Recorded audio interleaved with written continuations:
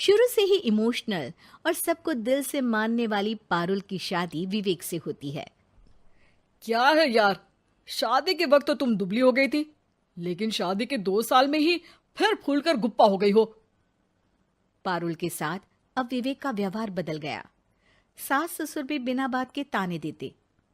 अरे 2 साल हो गए, बच्चा नहीं हुआ, निकल यहां से। विवेक का भी सहारा पारुल को नहीं मिलता है। लेकिन जिस विवेक से पारुल को तलाक के एवज में 18 लाख मिले होते हैं, वो पारुल एक दिन, इंस्पेक्टर साहब, मुझे कंप्लेंट लिखवानी है।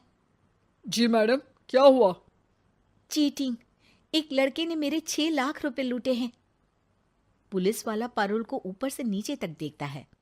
मामला क्या है, विस्तार से बताइए।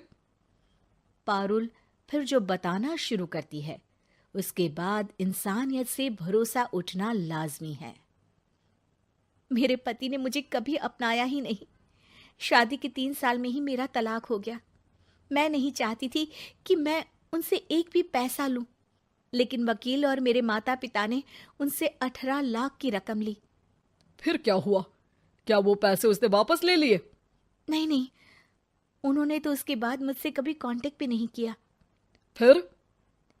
किसी डेटिंग साइट से मुझे आनंद नाम का एक लड़का मिला। उसके साथ मुझे लगा कि मैं दोबारा जिंदगी बना सकती हूँ। वो मेरी केयर करता, मेरी छोटी बड़ी चीजों का ख्याल रखता और मेरा साथ देता। अच्छा, क्या उसने तुम्हें शादी करने का झांसा दिया था? हाँ, वो भी तलाकशुदा था। पहले तो उसने मुझसे कहा कि उसकी एक बेटी है, लेकिन फिर पता चला कि उसकी एक नहीं 2 बेटियां हैं। इतना ही नहीं, दिल्ली के एक आम इलाके में वो बीवी और बच्चियों के साथ ही रहता है। तो आपसे इमोशनली फ्रॉड कर उसने पैसे ऐंठे? जी, अब मेरे पास कुछ नहीं है, ना पैसे ना वो। मैं बस किसी भी हालत में अपने पैसे वापस चाहती हूँ, जो मेरे बुरे वक्त में मेरे काम आ सकते हैं। ठीक है। पुलिस आनंद को पुलिस स्टेशन बुलाकर सारी पूछताछ करती है, लेकिन आनंद पुलिस वालों को ये यकीन दिला देता है कि पारुल ने उसे कोई पैसे दिए ही नहीं, बल्कि वो तो उस पर बीवी को छोड़ने का दबाव बना रही थी और ना मानने पर पारुल ने ये झूठा केस डाला है। क्या मैडम, फोकट में पुलिस का वक्त खराब कर रही हैं? कोई शादीशुदा क्यों अपनी बीवी छोड़ेगा? अब आपकी शादी टूटी तो मतलब सबकी तो नहीं टूट सकती ना। पारुल को पुलिस वाले के मुंह से ये बात सुनकर हैरानी होती है। उसे कुछ समझ में नहीं आता कि वो क्या करे। वो अपनी सहेली झनक, जो कि वकील थी, उससे कांटेक्ट करती है। झनक, मैं क्या करूं? मैं कैसे पुलिस को यकीन दिलाऊं कि आनंद ने मेरे साथ न सिर्फ शारीरिक और मानसिक चीट किया है, बल्कि आर्थिक तौर पर भी वो मुझे खाली कर गया है। अब वक्त झनक का था।